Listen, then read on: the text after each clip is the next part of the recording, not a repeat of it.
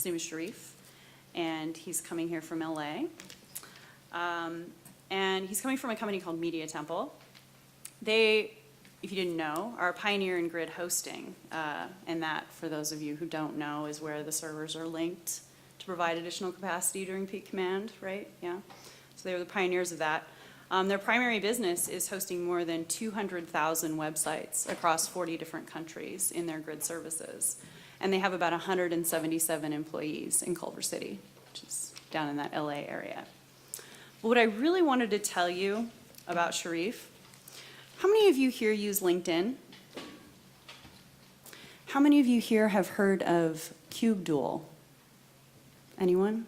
Okay, well, this is a little research project for you. Basically what KubeDuel does is kind of like Hot or Not, but for your coworkers and whether or not you want to share a cubicle with them. And the thing about Sharif is that he is number one out of the Media Temple employees that have gone through the KubeDuel. So he's an awesome guy, and he's here today to talk about high availability at Media Temple, among other things. So welcome. Thank you.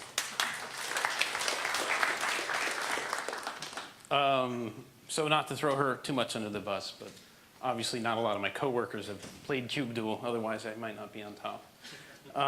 So Puppet at Media Temple, I've been there about 2.5 years. I've been a sysadmin professionally for 15 years. I originally started, was trying to think back, when did I become a sysadmin? I think in 95 is when I got my first paying gig, and then before that, maybe when I told my dad I needed a sound blaster in our 286, and then 2 weeks later when we needed more RAM, and even before that, repairing our Commodore 64. Anyway, so what are we going to cover today? We're going to start with our multi-master Puppet configuration. I did a little bait and switch on you, so I'm going to give you more than what I promised, which is cool, I guess. So our multi-master setup at Media Temple, our Puppet module development process, and then custom Puppet functions we use. Moving on. So our HA Puppetmaster config automatically configures Apache, Passenger, Puppet, LVS for load balancing, and Glusterfs. Why does my title not fit on the screen? Why did we need this? We've got about 1,500 clients. At the time, we were running Puppet 24, which, if any of you have been using Puppet long enough, you may remember was pretty much a dog as far as performance. We had lots of timeouts, lots of long catalog compilation times. Did I mention timeouts?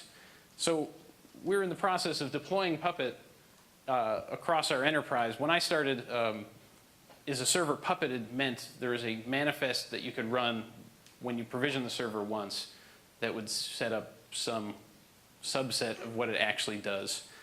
So as we've been doing a lot of development over the last 2.5 years, when you have to wait 20 minutes for your catalog to run, that's a big time sink. So, and also, you know, HA is nice. If the server goes down, there's a couple more to take over. So our Apache Passenger Puppet config, you know, we've got Puppet modules that set up the Puppet masters. No rocket science here. It installs Apache and Passenger, configures them, configures an Apache virtual host, Passenger, sets up our Puppet masters, you know, to be a Puppet master. This is pretty much the hello world of Puppet modules. We have a lot of Media Temple MT specific stuff in there, unfortunately, but we would really like to push this out onto GitHub and say, here, since Puppet Labs didn't do it for us, here's the canonical how to get your first Puppet master running. So configuring HA, we're using LVS, you know, IPVS, and Keep Alive D on Linux. We've got LVS. We didn't bother with extra servers for that, so we just run it on each Puppet master. It takes very little in the way of resources. The shared IP lives on only a primary Puppet master, and it directs traffic to the others. And then if you want to take it out of service for maintenance, stop Apache, and then that'll cause it to fail the health check. So keeping in sync. That's great. Now I've got N Puppet masters. What do I do? Well, nope. At Media Temple, we deploy all our Puppet code as Debian packages to our Puppet masters. And there's a couple different reasons for that, which I should get into. So we have a shared file system. So we only install it in one place. And then it's already on all three, or N Right now it's 3 Puppetmasters. We have a script called PMMate, Puppetmaster Maintenance. This will drop a node out of the load balancer by stopping Apache. Jabbers internally, says, hey, Chunga put us into maintenance mode so that if anyone notices, through monitoring or whatever, they'll understand. Before it did the jabber, it would syslog internally, so we've got that as well. And then it remounts our shared file system, which I'll get into, so that we can actually update packages. We also have a cron job that will put a node back into maintenance if it's been out for too long, if sometimes people forget. Ironically, ever since we instituted this cron job, I think only once has someone forgot and been shamed in Jabber. So shared file system, well, it gives us a little more resilience and a little less maintenance as far as installing code only in one place. We store all of Etsy Puppet in there, so it gets all our Puppet code, our CA certs, our client cert requests, our client reports. So any client talking to any Puppetmaster, the reports are all in one place. We can do that processing on any Puppetmaster. All the cert requests, any Puppetmaster can sign those, etc. So we chose Glusterfs. We're too innovative to have dedicated shared storage for this. So we picked Glusterfs. But it became kind of slow with our configuration. And we're not sure entirely if that's because Gluster really, really wants you to configure it with InfiniBand. I know Ari wrote a blog post a while ago about his experiences with Gluster, and we had a pretty similar one. But then we discovered that either Puppet or our Puppet plugins are doing it wrong. And just the other day we looked, and there's 500,000 stat calls for one client run on this file system. A little bit of honesty here. We're still running Puppet 2.5. This may be fixed in, there's another one, all right. So this might be fixed in newer versions of Puppet, or there might be less. But either way, we cheated a bit, so we use a read-only bind mount of Etsy Puppet manifests on top of that. So now we're not going to the Gluster shared volume with all the coherency checking that Gluster says, is this the most up-to-date version of this file? So because we're talking to the local copy. So our FS tab looks like this. We mount the Etsy Puppet is the Glusterfs. That's the actual shared volume. It's a N-way RAID 1. And then we mount the actual data store on Etsy Puppet manifest. So that's read-only, which also makes people think before they make changes as well. So here's what it looks like. So we've got our Puppet clients that all talk to LVS, and that directs to a given Apache instance, and then from there it talks to the Puppet data, which is mirrored across the Gluster volume. This looked much better before I hooked up on a VGA server. So this is kind of a view of load average over time. You can see back in the beginning we had 2 Puppetmasters, and load fluctuated wildly between 1 and 4. Quad core machine, that's not a big deal. But you can see when we added a 3rd Puppetmaster back in May, everything got nice and smooth and automatically just kind of levels out. So deploying code on the Puppetmaster, update your aptitude cache, run PMMate begin, and that takes it out of service and gets it ready. Now we can write directly to Etsy Puppet. So we just install, hey, we're updating our keep alive dpuppet module, and then Puppet PMMate in. And one thing to note, since Gluster is always live, we're not actually taking the node out of Gluster for the maintenance. As soon as you start updating that module, it's updating on all of the Puppetmasters all at once. Haven't had any issues with that yet, but it's just definitely something to note. Pros, hey, it works. It's really easy to add more Puppetmasters. We just image one and apply the catalog to it, and it's way cheaper than a NetApp or whatever enterprise storage you might have out there. Cons, not much of a big deal, but only one Puppetmaster has an accurate list of the installed packages, of all the Puppet module foo packages. It's not a big deal because we control which ones we install through other means anyway. It would be simpler if we didn't have to cheat Gluster with the bind mounts. We're looking at Puppet 2.6, 2.7 right now to see if they behave better. Again, it would be nice if we had proper shared storage, because that would be maybe simpler than what we have now, but this does work. So that's what I promised to talk about. That was the title on the slide outside. Now I'm going to get into a little bit about our Puppet module dev and test process. So we've got Jenkins for doing packaging and continuous integration of our Puppet modules as packages. Build each Puppet module as a deb and an RPM. So the deb is obvious because our Puppet masters are running Debian. RPMs, I'll get into in a little bit, but we use that as part of our dev process. So Jenkins also tests for syntax errors when we commit to the project, which is really cool. In star.pp, in Puppet 2.6, or whichever version is with squeeze, I think it's 2.6.1 or 4. So the command we run is puppet parse only, ignore import, and it seems to always pass, which is interesting, and I haven't looked into that yet, but I think if it's not fixed in 2.7, we'll file a bug and or a patch shortly. Also, I got sick of being the guy who would write templates and forget the %end in all of my Ruby templates.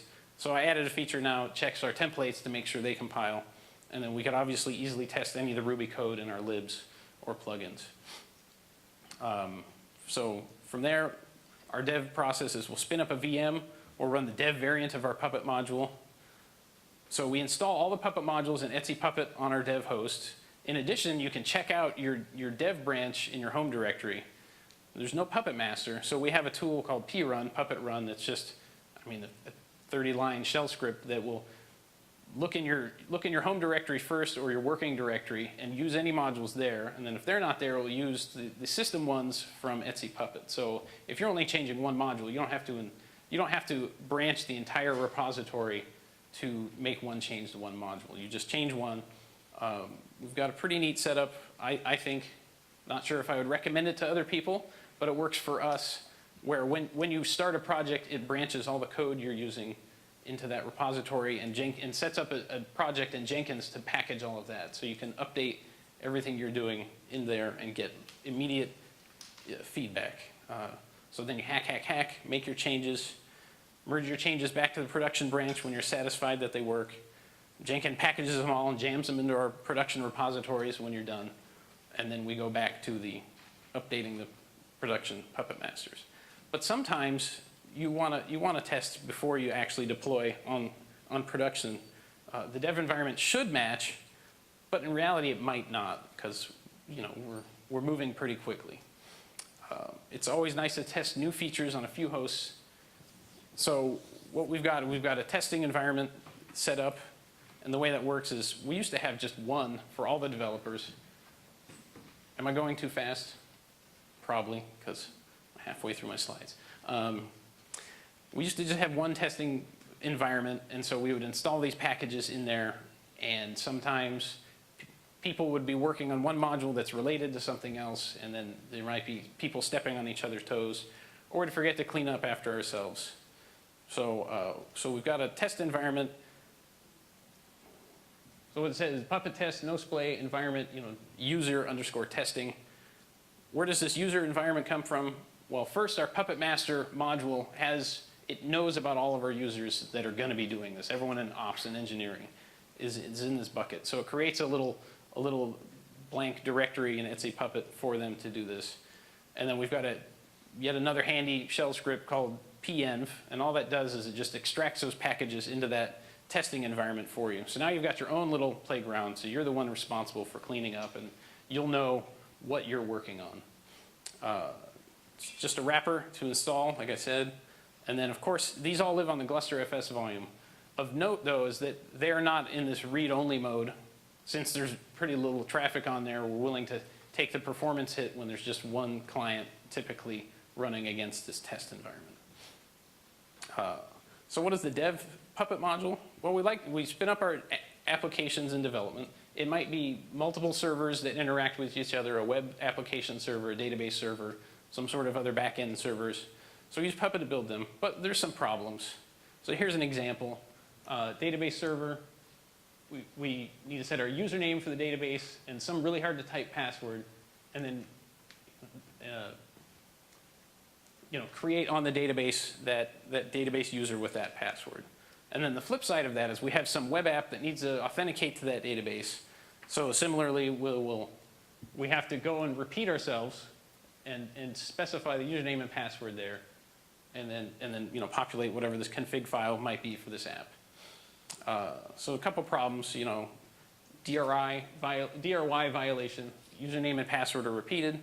We're checking passwords into source control. That makes us all feel dirty. It's difficult to configure the dev environment differently. So one solution that we've got, that we've been using happily and is integrated into a lot of our Puppet modules, gets our production secret values out of source control. We support different values for dev and production, and then as much data as possible is shipped with, as much of this configuration data is shipped with the Puppet module. So we put this up on GitHub a while ago. We've been using it for even longer before that. I think we were using it before ext lookup was announced to the world, but we announced ours to the world after the fact, and we're a little tied to it right now. It does a couple of things that we like that the ext lookup doesn't provide. So it's a pair of Puppet functions. They're on GitHub. It allows us to be more generic and control the results at runtime instead of hard coding our database user. So we've got facilities for running in a dev environment with our dev configs transparently jumping in. Production secrets like passwords and SSL certs, you don't have to use those in dev. You can use snake oil certificates and let me in for your password. So we avoid having to repeat this information for the most part. So here's getVar. In summary, it looks in the module name module for a key named key, and then you set variable to that value. So what we did, we added 2 directories to the module structure. We added a var directory and then a var dev directory. And in there is at least a main.yaml, and then you can have other YAML files as well. So contents of this file, key value pairs. You can also do arrays. You can also do nested YAML. Anything you can do with YAML, you can do. So we could have a list of hosts, and each of those hosts might have a service it provides. So you can say host.keys and get all of those host names out of there. And we do a lot of creative stuff. So again, now we say in production, we look in var main.yaml in the Puppet module. And in dev, we look in var dev. So back to our database user, now we can abstract out the database username, just say get var, and that's great. So it looks in the DB server module for the user's name. And then similarly, here's the client. Now the client doesn't have to know. It knows I need to talk to this database server. I look in the database server module instead of having to code that, because if you change that password, you don't want to go through 12 Puppet modules to rename that user. We'll get into the pesky password in a minute. So other examples, in dev, we tend to provision pretty minimal dev environments, so they might not have as much RAM as our production web server. So let's say only a single worker thread for Apache. Configuring log levels in dev to log to your screen instead of the remote syslog server, or the website sends customer emails. Well, instead, let's deploy a sendmail config that actually traps all those and locks them up somewhere locally on your dev server, so you can actually see that entire, get as much of the stack as possible working in a dev way, in an automated way. So here's get secret. Looks just like get var, except you say get secret. Here you see there's a secret dev. There's no production secrets in there because this is all in source control.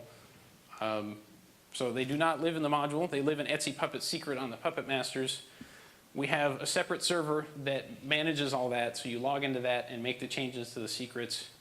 Those are in turn, we've got jobs that encrypt all of that data with GPG and submit it back into source control, so we actually have that all versioned as encrypted blobs, so we can go back in history on those secrets as well. And anyone who makes changes on a Puppetmaster, those will get destroyed by the sync that happens every 5 minutes or so. So back to our database user, we now can say, hey, go get the secret for DB server, and in production it gets the production secret, and in dev, the dev secret. Similarly, hey, the client is really happy now, so this is really cool. So again, DB server, secret dev, here's my DB password, and then on production, it's in Etsy Puppet secret, name of the module, main.yaml.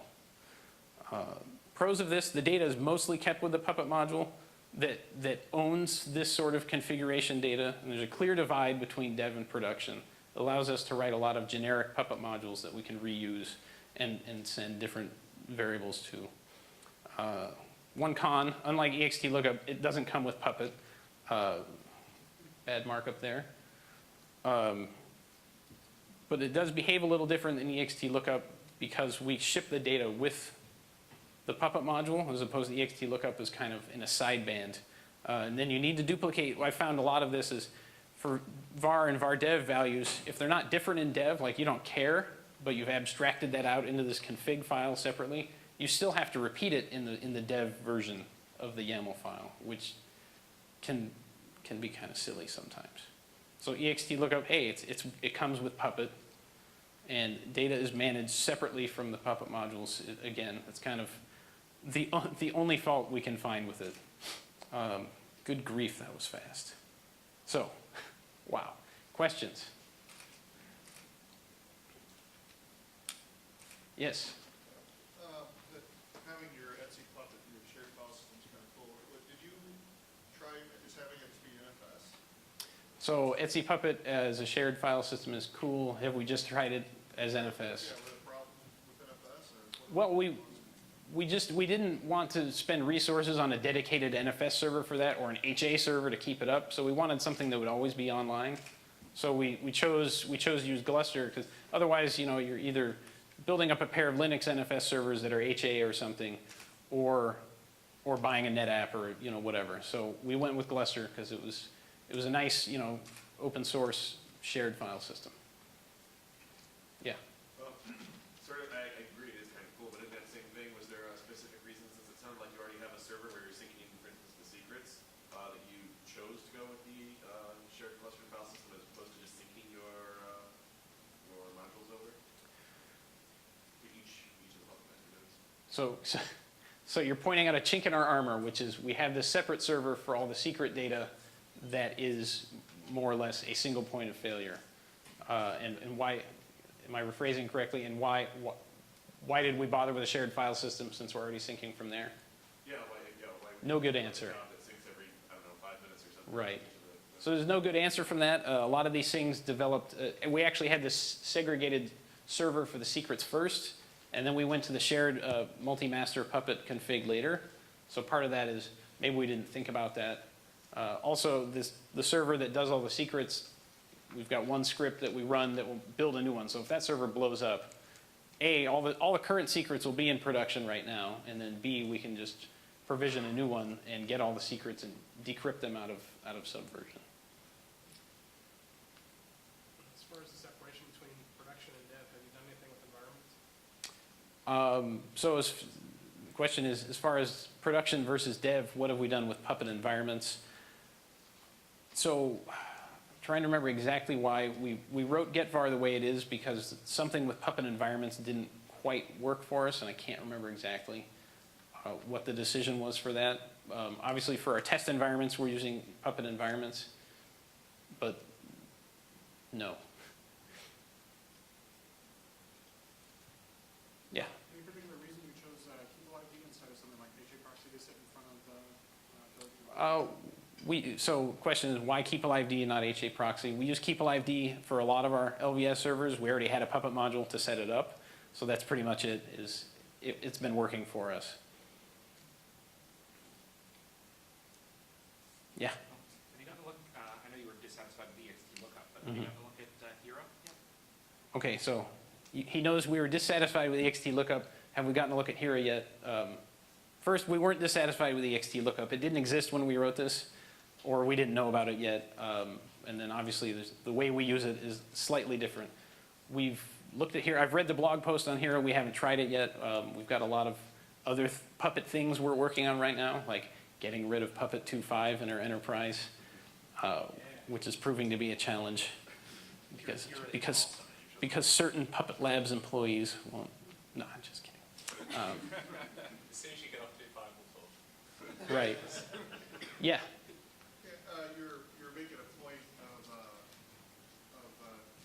wanting to have your data bundled with the module. How do you resolve situations where you're not normalized anymore, and you have the same parameter, like you've got 4 or 5 different modules that need to set up a config file for an app that talks to the database and shares some credentials.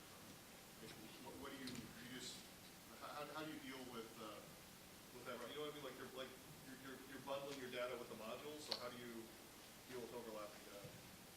Okay, so the question is, we're bundling data with the Puppet module. How do we deal with overlap? I guess I'm hard pressed to think of an example where that applies. Do you have an example you can think of? You were using database accounts, so you Right. have a particular database server, so you have 3 or 4 applications, use configs, Mhm. hit that database. Right. You might want to have, the. Different passwords for different apps, maybe? Well, I would have the password, but hopefully be different in different apps, but. Right. There might be some parameters that are the same, so you're in a situation now where that if you move that database, you've now got, multiple points to update. Is that something to deal with, or? Well, one thing we do is so one place we use getvar a lot is for configuring our firewalls. So we'll have a list of hosts, like, here's our Puppetmasters, make sure I can talk to them. So we'll say getvar Puppetmaster, Puppetmaster all, and that gets us that list.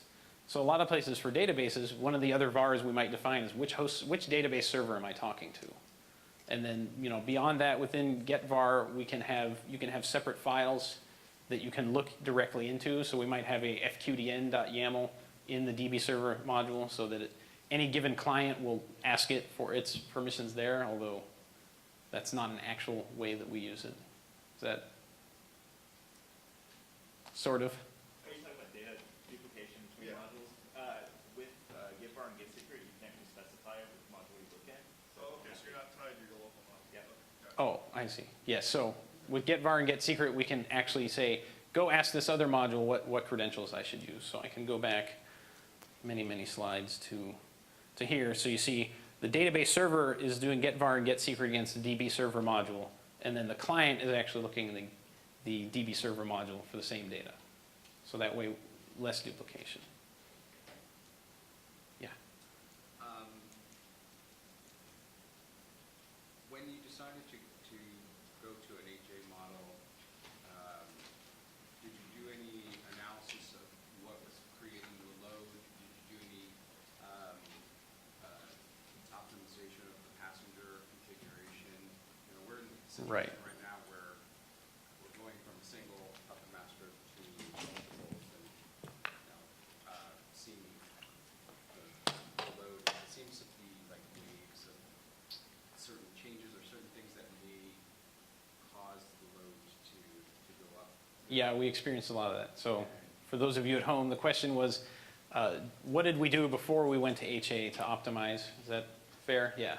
So, What analysis are you doing right. to determine, is Well, so again, at the time, we're still on Puppet 24.8, which is a dog.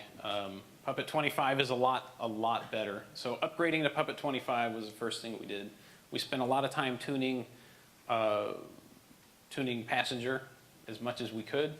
That helped to a degree. We've got our current Puppet splay is 2 hours, so the hosts, wait a random, some subset of 2 hours before they connect.